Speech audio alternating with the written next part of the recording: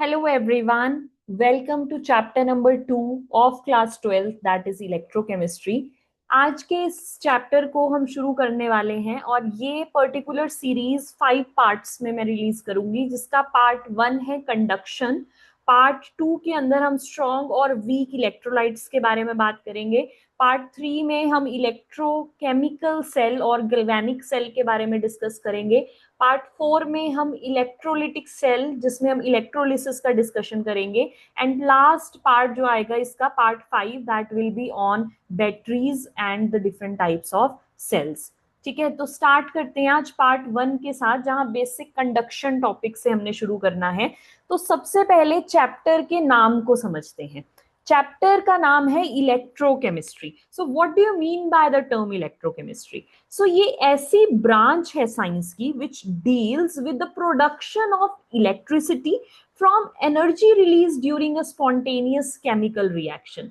या तो आप केमिकल रिएक्शन कर रहे हो कोई, और हमें पता है केमिकल रिएक्शन के समय इलेक्ट्रॉन्स एक्सचेंज होते हैं। So whenever there are electron exchanges, current flows. तो या तो आप केमिकल एनर्जी से इलेक्ट्रिकल एनर्जी बना रहे हैं, या फिर इसका ऑपोजिट कर रहे हैं, दैट इज इलेक्ट्रिकल एनर्जी को आप किसी केमिकल एनर्जी के अंदर ट्रांसफॉर्म कर रहे हैं। ऐसी स्टडी को, जहां पे हम ये कन्वर्जन ऑफ एनर्जी स्टडी करते हैं, इस ब्रांच को हम इलेक्ट्रोकेमिस्ट्री बोलते हैं। ठीक है, नाउ इलेक्ट्रोकेमिस्ट्री की जब बात हुई, मैंने अभी आपको बोला इलेक्ट्रॉन्स का एक्सचेंज होगा, and we know that the exchange of electron, gain and loss of electron जो होता है वो ऑक्सीडेशन या रिडक्शन को कैरी फॉरवर्ड करवाता है। तो इलेक्ट्रोकेमिस्ट्री के जो रिएक्शंस हैं उसका बेसिस है रिडॉक्स रिएक्शन। तो आप क्लास 11th के अंदर ऑलरेडी थोड़ा सा रिडॉक्स रिएक्शन पढ़ के आते हैं, जहां आप ऑक्सीडेशन और रिडक्शन में बेसिक डिफरेंस जानते हैं। तो उस इंफॉर्मेशन को यूज करते हुए हम उन बातों को इस चैप्टर के अंदर कनेक्ट करेंगे और इस चैप्टर में प्रोसीड करेंगे। थोड़ा सा फिजिक्स का भी कनेक्शन रहेगा इस चैप्टर में, और इक्विलिब्रियम जो आपने क्लास 11th में पढ़ा है उसका भी कुछ कनेक्शन आप इस चैप्टर में देख पाएंगे। तो बेसिक से शुरू करते हैं। सबसे पहले कंडक्टर्स और इंसुलेटर्स में क्या डिफरेंस होता है। I hope you all know this, but still to start the chapter we have to understand the basic difference. Conductors ऐसे सब्सटेंसेस जो अपने अंदर से उन इलेक्ट्रॉन्स को पास होने दे, उस करंट को पास होने दे, उन्हें हम कहते हैं कंडक्टर्स। ऐसे सब्सटेंसेस कंडक्टर्स होते हैं। फॉर एग्जांपल, आप कोई भी मेटल ले लीजिए, copper, iron, silver, tin, any metal, they all comes under the category of conductors.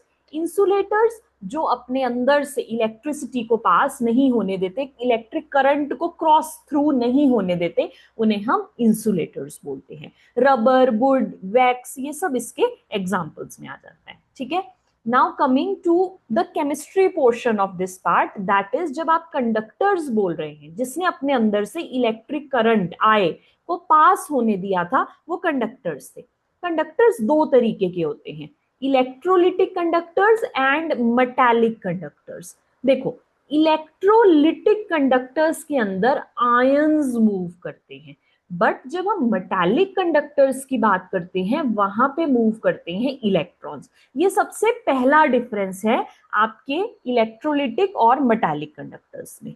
Second difference है इनके बीच में, इलेक्ट्रोलिटिक कंडक्टर्स जो हैं उसमें डीकम्पोजिशन होता है आपके इलेक्ट्रोलाइट का, बट जो मेटालिक कंडक्टर्स होते हैं there is no change in the chemical properties of the conductor. Metals metal की फॉर्म में ही रहते हैं, कोई चेंजेस उनकी कंपोजिशन में वहां पे नहीं देखने को मिलता।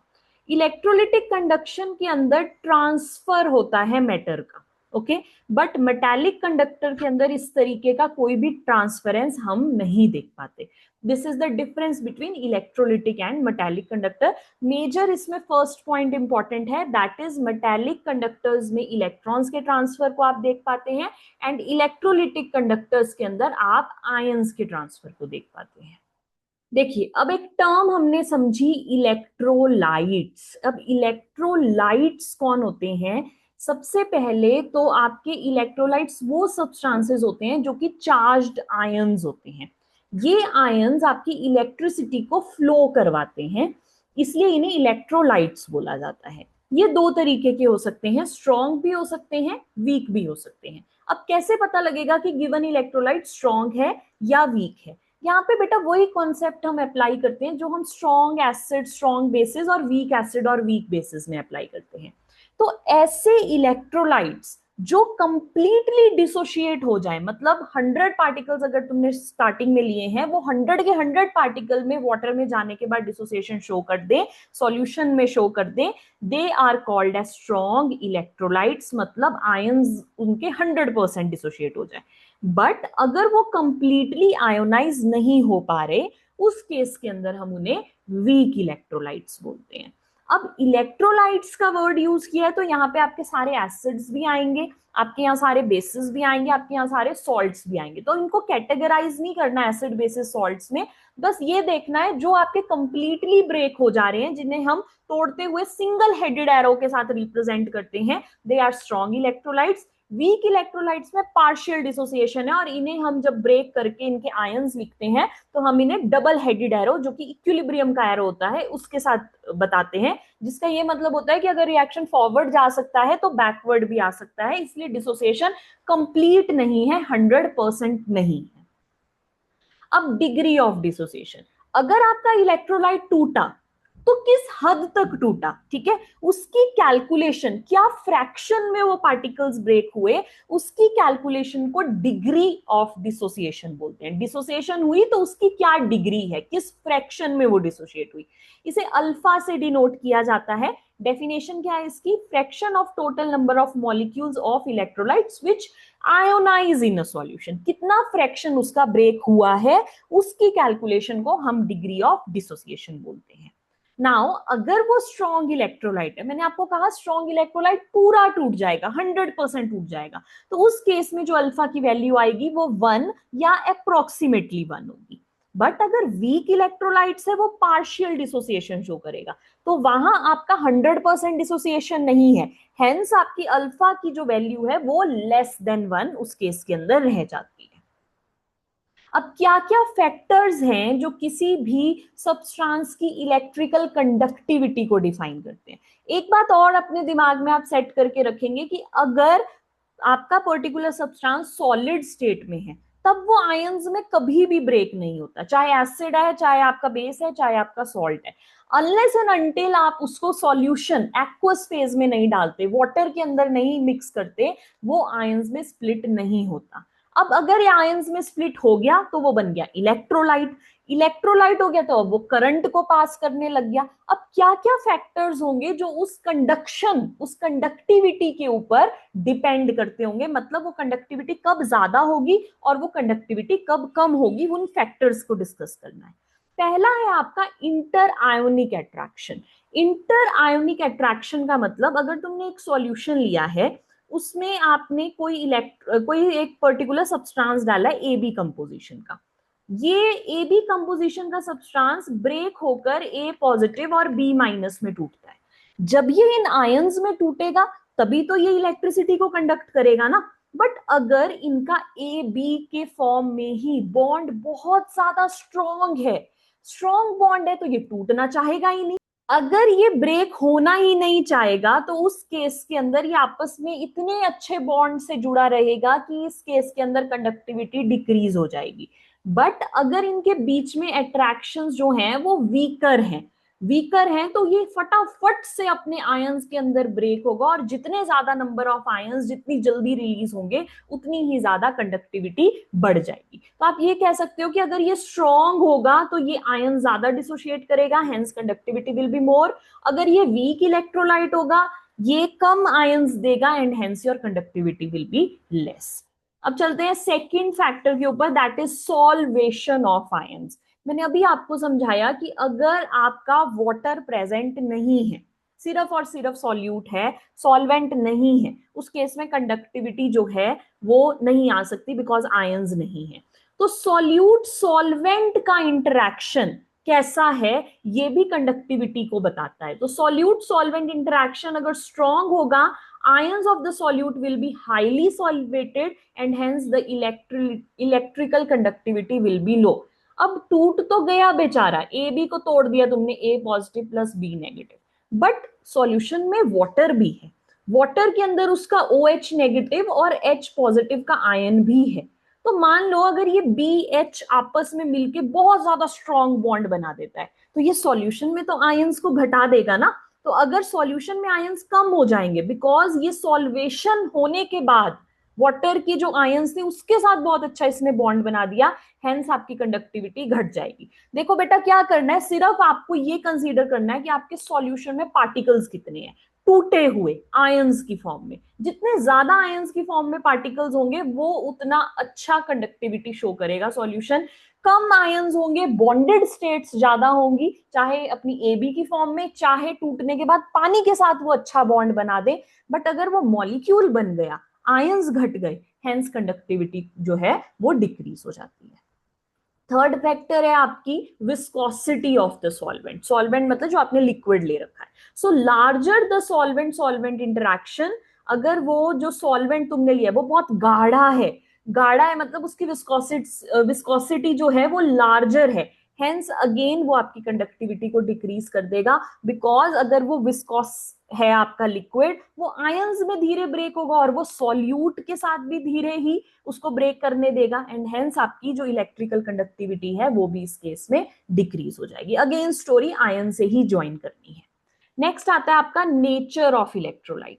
नाउ अगर वीक इलेक्ट्रोलाइट है तो डिसोसिएशन कम है, तो hence ions come, low conductance. But अगर इलेक्ट्रोलाइट स्ट्रॉन्ग है और वो अच्छा डिसोशिएट कर रहा है, 100% डिसोसिएशन दे रहा है, तो सिंगल हेडेड एरो मतलब बहुत सारे आयंस, बहुत सारे आयंस मतलब हाई कंडक्टेंस उस केस में आपको मिल जाएगी। Next comes polarity. पोलैरिटी का मतलब होता है आपके किसी मॉलिक्यूल के ऊपर आपके जो चार्जेस होते हैं, delta positive and delta negative charges. So more is the polarity, larger is the ionization and hence more is the conductance. Example के तौर पे जैसे कि AB मॉलिक्यूल है, इसमें मैंने आपको डेल्टा पॉजिटिव डेल्टा नेगेटिव मतलब 1- और 1+ चार्ज रखने की ये टेंडेंसी रखता है। वहीं कोई CD मॉलिक्यूल है जो डेल्टा 3 पॉजिटिव और 3 डेल्टा नेगेटिव की कैपेसिटी रखता है। तो ये बेटा ब्रेक होकर ये आयंस जो हैं ये ज्यादा अच्छे होंगे, बिकॉज ये साइज के अंदर जो पॉजिटिव वाला होगा वो और ज्यादा छोटा होगा, नेगेटिव वाला और बिगर होगा, हेंस ये ज्यादा कंडक्टिविटी उस केस के अंदर शो कर पाएंगे। So more is the polarity, more is the conductance. और इस डिफरेंस को भी आप चेक कर सकते हैं। फॉर एग्जाम्पल एक कोई मॉलिक्यूल है AB, ये डेल्टा पॉजिटिव है बट ये 3 डेल्टा माइनस है, हेंस पोलैरिटी में डिफरेंस आ गया। पोलैरिटी में डिफरेंस आ गया तो टूटने के बाद नंबर ऑफ आयंस में भी डिफरेंस आएगा। So more the number of ions, more is the charge, more is the polarity, more is the conductance of that particular solution, उतनी ज्यादा वो इलेक्ट्रिसिटी को पास होने देगा। Next comes size of the ions. आप खुद सोचिए, दो लोगों के बीच में आप रेस करवा रहे हैं, एक जो बेचारा है वो छोटा सा है और एक जो है वो एक बड़ा सा इंसान है, हैवी है। तो अब इन दोनों में से आपको एंड पॉइंट पे सबसे पहले कौन मिलेगा? आपको वही पर्सन एंड पॉइंट पे पहले मिलेगा जो हल्का होगा। तो जितना छोटा होता है साइज ऑफ आयंस, उस केस के अंदर आपकी जो साइज इंक्रीज होता है तो आपकी कंडक्टिविटी घट जाती है। तो छोटा वाला जल्दी होगा, इसकी कंडक्टिविटी ज्यादा होगी, बट बड़ा वाला आयन पहुंचने में समय लगाएगा। सो मोर इज द साइज, वो धीरे हो जाएगा, उसकी काइनेटिक एनर्जी घट जाएगी एंड हेंस कंडक्टिविटी जो है वो भी आपकी यहाँ पे डिक्रीज हो जाएगी। ठीक है, सिंपल सा कॉन्सेप्ट है, आप इसको नॉर्मल लाइफ में ज्वाइन करके सोच सकते हैं थोड़ा सा। Next come concentration of the electrolyte. अब कॉन्सेंट्रेशन का मतलब होता है कि गिवन सॉल्यूट में आपने कितना वाटर ऐड किया है। तो डाइल्यूशन मतलब अगर ज्यादा पानी तुमने उसके अंदर ऐड किया है तो कॉन्सेंट्रेशन घट गई। कॉन्सेंट्रेशन घट गई तो मोलर कंडक्टेंस जो है वो उस केस के अंदर आपकी इंक्रीज हो जाती है। तो ऐसा क्यों हुआ? क्योंकि डाइल्यूशन होने पे आपने वाटर ऐड किया, और हमें पता है कि वाटर सेल्फ आयोनाइज हो जाता है और H पॉजिटिव और OH- आयंस को भी रिलीज करता है। तो हेंस नंबर ऑफ पार्टिकल्स बढ़ रहे हैं, पार्टिकल्स बढ़ेंगे तो कंडक्टिविटी भी क्या करेगी? इंक्रीज कर जाएगी। Next come temperature. इसको हमने ज्वाइन करना है काइनेटिक एनर्जी के कॉन्सेप्ट से। तो जितना ज्यादा तुम टेम्परेचर बढ़ाओगे पार्टिकल्स की काइनेटिक एनर्जी बढ़ेगी। फॉर एग्जांपल एक रूम है, उसके अंदर कुछ पार्टिकल्स हैं, 10 पार्टिकल्स हैं, आपने वहां पे टेम्परेचर बढ़ा दिया, आग लगा दी वहां पे, तो वो पार्टिकल्स भागने लगेंगे ना। भागने लगेंगे जब यहां से वहां, काइनेटिक एनर्जी बढ़ जाएगी। काइनेटिक एनर्जी बढ़ जाएगी, पार्टिकल्स फ्लो करने लग जाएंगे तेजी से, तो कंडक्टिविटी भी क्या हो जाएगी? इंक्रीज हो जाएगी। उस केस के अंदर स्पीड बढ़ गई बेसिकली यहाँ पे। तो ये आपके कुछ फैक्टर्स थे। इसको अब हम रिलेट करेंगे ओम्स लॉ के साथ। 10th क्लास में ऑलरेडी हम इसको पढ़ के आए हैं। दैट इज आपकी जो करंट होती है वो पोटेंशियल डिफरेंस के डायरेक्टली प्रोपोर्शनल होती है। जब आपका करंट पोटेंशियल डिफरेंस के डायरेक्टली प्रोपोर्शनल है और प्रोपोर्शनैलिटी साइन को जब भी हम हटाते हैं तो एक इक्वल टू और उसके साथ साथ एक कांस्टेंट आता है, और यहाँ पे वो कांस्टेंट आर है जिसे हम रेजिस्टेंस बोलते हैं। तो ओम्स लॉ की आप सीधे सीधे से एक डेफिनेशन याद कर सकते हैं, इसकी स्टेटमेंट याद कर सकते हैं कि आपकी जितनी ज्यादा इलेक्ट्रिक करंट बढ़ा आप रहे हैं वो डायरेक्टली प्रोपोर्शनल है potential difference across the conductor, और वो इनवर्सली प्रोपोर्शनल है रेजिस्टेंस।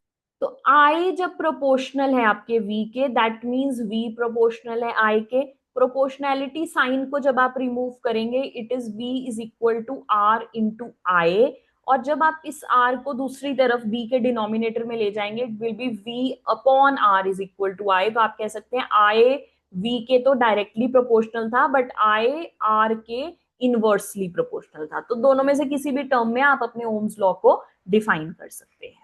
अब कुछ बेसिक टर्म्स जो आपको पता होनी चाहिए जब हम बात करते हैं कंडक्टेंस कंडक्टिविटी के बारे में।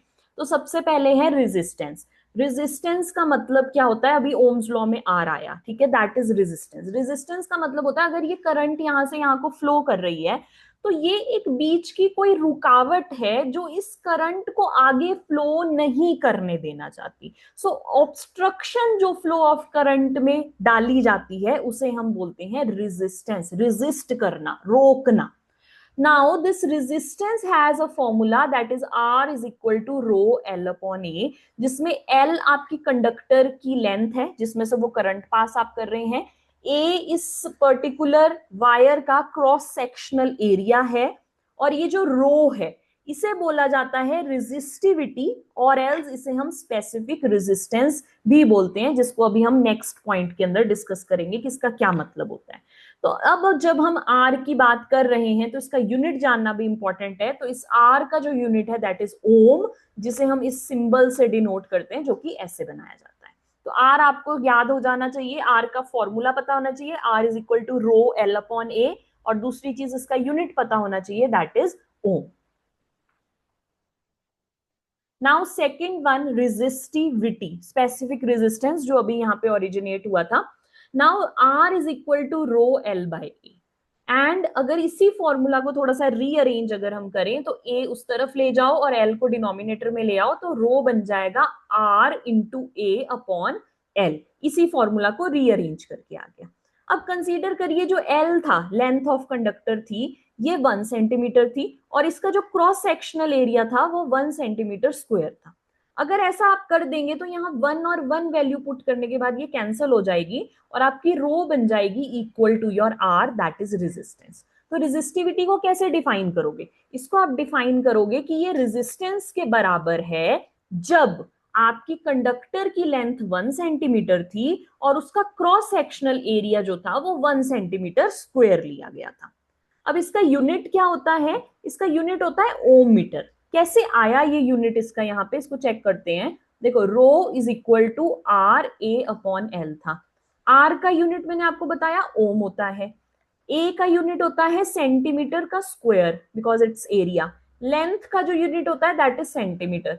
1 सेंटीमीटर से 1 सेंटीमीटर कैंसल आउट हो गया तो ये आपके पास बच गया ओम सेंटीमीटर, और अगर ये मीटर में होगा सेंटीमीटर की बजाय तो ये हो जाएगा ओम मीटर, डेसीमीटर में होगा तो हो जाएगा ओम डेसीमीटर। तो इस तरीके से आपके पास एसआई यूनिट जो बना रेजिस्टिविटी का that is ohm metre. Metre क्यों लिया, बिकॉज मीटर आपका एसआई यूनिट है, बट अगर वैल्यू सेंटीमीटर में होंगी ये ओम सेंटीमीटर भी आपके पास आ सकता है आपका answer. Now comes to the third one that is conductance. अब कंडक्टेंस क्या है, देखो रेजिस्टेंस क्या कर रही थी, रेजिस्टेंस जो थी वो रोक रही थी फ्लो ऑफ करंट को। कंडक्टेंस मतलब वो जो उसको कंडक्ट करने दे, बहने दे जो करंट को। हेंस रेजिस्टेंस का रेसिप्रोकल होता है कंडक्टेंस, जिसे हम कैपिटल जी से लिखते हैं। So it is the measure of ease by which the flow of the current follows. जैसे करंट जितनी आसानी से बह सकती है, it is conductance। रोक दिया जो रुकावट है that is resistance। तो दोनों एक दूसरे के इनवर्सली हैं, रेसिप्रोकल हैं एक दूसरे के। So it is inverse of your resistance। अब रेजिस्टेंस का यूनिट था ओम, तो जी का यूनिट क्या हो जाएगा, ओम इनवर्स हो जाएगा, बिकॉज ये इसका रेसिप्रोकल है। अब ओम इनवर्स को हम साइमंस एस से भी डिनोट करते हैं, तो आप ये कह सकते हो 1 साइमंस 1 ओम इनवर्स के इक्विवेलेंट होता है। Now the next one we have is conductivity. अब जैसे कंडक्टेंस रेजिस्टेंस का उल्टा था, वैसे कंडक्टिविटी रेजिस्टिविटी का ऑपोजिट है, रेसिप्रोकल है। सो कंडक्टिविटी को तो पहले इस सिंबल से लिखते हैं के, और इसे स्पेसिफिकली वैसे कापा बोलते हैं। So this K is equal to 1 upon rho, that is resistivity. So it is inverse of resistivity, K से प्रेजेंट करते हैं। और it is defined as the conductance of 1 centimeter length having 1 centimeter area of cross section। 1 centimetre अगर wire है, 1 centimetre square उसका area of cross section है, तो उसमें से कितनी कंडक्टेंस हो सकती है उसे हम कंडक्टिविटी बोलते हैं। अगेन इसका यूनिट क्या होगा, देखो रो का यूनिट जो था उसका रेसिप्रोकल ले लेना है। रो का मैंने अभी डिराइव करके आपको बताया था, रो सेंटीमीटर, ओम सेंटीमीटर आया था, तो इसके लिए हो जाएगा ओम इनवर्स सेंटीमीटर इनवर्स, ठीक है, क्योंकि हम इसका रेसिप्रोकल लेंगे। अब ओम इनवर्स को क्या बोलते हैं, साइमंस बोलते हैं। सो साइमन सेंटीमीटर इनवर्स या फिर साइमंस मीटर इनवर्स भी जो है वो इसका यूनिट बन जाएगा। So this is considered to be SI unit for your conductivity. Now the magnitude of conductivity varies and depends on the material and its nature। किस नेचर का मटेरियल है वो वायर जो करंट पास करवा रही है, या वो किस मटेरियल से बनी हुई है, उसके नेचर पे डिपेंड करेगा आपका कंडक्टिविटी ज्यादा होगी या कम होगी। बिकॉज अभी हमने शुरुआत में भी बात करी थी कि अच्छा अगर डिसोसिएशन होगा तो ज्यादा फ्लो करता है करंट, और कम डिसोसिएशन होता है तो करंट अच्छे से फ्लो नहीं कर पाता। अब फिफ्थ आता है मोलर कंडक्टिविटी। जब इसी कंडक्टिविटी को हम मोलैरिटी की टर्म्स में स्टडी करते हैं, it is called as molar conductivity. और ये वो पॉइंटर है जहां से आपके मैक्सिमम क्वेश्चंस न्यूमेरिकल्स आपसे एग्जाम में पूछे जाते हैं। So molar conductivity is defined as conducting power of the ions dissolved in 1 mole of electrolyte. अब देखो हम इसको 1 मोल के साथ रिलेट करने ले गए, तो मोल के साथ जब रिलेट करने ले गए तो यहाँ कॉन्सेंट्रेशन टर्म इंट्रोड्यूस हो गई और मोलर कंडक्टिविटी लिखा है, hence we can say that हम यहाँ पे इसको मोलैरिटी से रिलेट करने वाले हैं। सो लैम्डा एम के अंदर आप क्या करते हो, देखो कंडक्टिविटी था कापा के, इस कापा को जब आप अपनी मोलैरिटी से डिवाइड कर देते हैं तो उस केस के अंदर ये बन जाता है मोलर कंडक्टिविटी, जिसको लैम्डा एम से डिनोट करते हैं। नाउ कॉन्सेंट्रेशन या ये जो मोलैरिटी है इसका यूनिट हमें पता है, हमने चैप्टर 1 में पढ़ा है, दैट इज मोल पर लीटर। और जो कापा है इसका यूनिट अभी हम यहाँ पे पीछे पढ़कर आए हैं, जो कि था साइमंस मीटर इनवर्स। ठीक है, ये था आपका साइमंस मीटर इनवर्स। तो जब आप इन दोनों को डिवाइड करेंगे आपके पास आपका ये यूनिट आ जाएगा, that is siemens metre square mole litre inverse का इनवर्स, क्योंकि मोल लीटर इनवर्स ऊपर चला जाएगा, और else it can be ohm inverse centimetre square mole inverse. तो इस तरीके से इसके ये यूनिट्स क्रिएट हो जाएंगे। Now coming to next one, that is equivalent conductivity. अब डिवीजन में जो कॉन्सेंट्रेशन ली थी आपने मोलर कंडक्टिविटी में, मोलैरिटी, यहाँ पे इसे इक्विवेलेंट वाली कॉन्सेंट्रेशन लेते हैं जिसे हम नॉर्मेलिटी की टर्म्स के अंदर डिफाइन करते हैं। ठीक है, तो यहां से आपका यूनिट अगेन चेंज हो जाएगा, that will B ohm inverse centimetre square. अब डिवीजन में क्योंकि यहाँ पे नॉर्मेलिटी कंसीडर की गई थी तो उसका यूनिट होगा that is gram equivalent inverse का इनवर्स। ओके, सो यहाँ पे इसका एसआई यूनिट बन जाएगा साइमन, ओम इनवर्स को साइमन बना दिया, मीटर स्क्वायर एसआई में ले गए, एंड इक्विवेलेंट इनवर्स इसको रीअरेंज करके आ गया। तो अब आपके पास कुछ और रिलेशनशिप्स हैं जो आपको चीजों को आपस में जोड़ते हैं।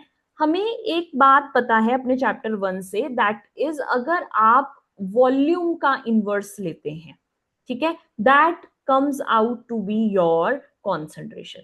सो बिकॉज ये जो लैम्डा एम था ये था कापा अपॉन सी, तो 1 अपॉन सी क्या हो जाएगा, 1 अपॉन सी हो जाएगा वॉल्यूम, दैट इज वी। ठीक है, बेसिकली क्या है, आपकी जो कॉन्सेंट्रेशन मोलैरिटी होती है वो होता है number of moles upon volume. जब इन मोल्स को 1 कंसीडर कर लिया जाता है तो in that case it is 1 upon V. तो यहाँ पे मोल्स को 1 कंसीडर किया गया है, एंड हेंस जो 1 अपॉन सी है उसको आप रिप्लेस कर सकते हैं वी से। तो ये आपके पास एक फॉर्मूला बन जाता है kappa into V, but regardless your mole should be only 1 mole. Next comes cell constant. ये बहुत इंपॉर्टेंट टर्म है सेल कांस्टेंट, ये आपके बहुत सारे क्वेश्चंस को स्टार्ट करने में यूज होती है क्योंकि ये आपको कुछ टर्म्स देके जाती है। अब इसके क्या क्या रिलेशनशिप है, पहला है your kappa is equal to G into G star. G था कंडक्टेंस और जी स्टार है सेल कांस्टेंट, तो conductance into your cell constant becomes your kappa, that is your K value. ठीक है, नेक्स्ट के को एक और चीज से आपने रिप्लेस किया है। बेसिकली क्या किया, ये जो जी है कंडक्टेंस, इसको आप लिख सकते हो 1/r। ठीक है, तो हेंस आपका फॉर्मूला क्या बन जाएगा, G star upon R, hence one of your relationship again, that is आपकी जो कंडक्टिविटी है वो बराबर हो जाती है सेल कांस्टेंट अपॉन रेजिस्टेंस के। देखो बेटा, अब यहाँ पे आपको सबसे इंपॉर्टेंट एक इसकी समरी ये है कि आपको इन सब के ये ऐसा यूनिट्स पता होने चाहिए, फॉर्मूलाज पता होने चाहिए, ताकि आप अपने न्यूमेरिकल्स को सॉल्व कर सके। तो please take a screenshot of this, the formulas of all your concepts, जिसमें आप ध्यान रखेंगे कि एक तो आपका मोलर कंडक्टिविटी मैंने बताया मैक्सिमम पूछा जाता है, और सेल कांस्टेंट आपको पता होना चाहिए, एंड दिस वन रेजिस्टिविटी। ये 3 पॉइंटर्स हैं जो आपके मैक्सिमम पूछे जाते हैं एग्जाम में, इसके ऊपर न्यूमेरिकल्स आते हैं। यहाँ प्रॉब्लम आप लोग क्या करते हैं, आपको ये नहीं पता होता अच्छा रो है तो रो को क्या बोला जाएगा। तो सबसे पहले आप इन टर्म्स को क्लियर करिए। अगर रेजिस्टेंस है that means it is R, resistivity है that is rho, conductance G, conductivity that is kappa, molar conductivity lambda M, equivalent conductivity lambda E, cell constant G star. Because ये numericals में words की form में दिया जाता है, हम formulas को इन अल्फाबेट्स की फॉर्म में याद करके जाते हैं। तो अगर आप रिलेट नहीं कर पाएंगे आपस में, आप अपने न्यूमेरिकल्स को सॉल्व नहीं कर पाएंगे। So that was all about this topic. Next video के अंदर हम स्ट्रॉन्ग और वीक इलेक्ट्रोलाइट्स को डिस्कस करेंगे। Happy learning, thank you, stay connected and see you in next video. Bye bye.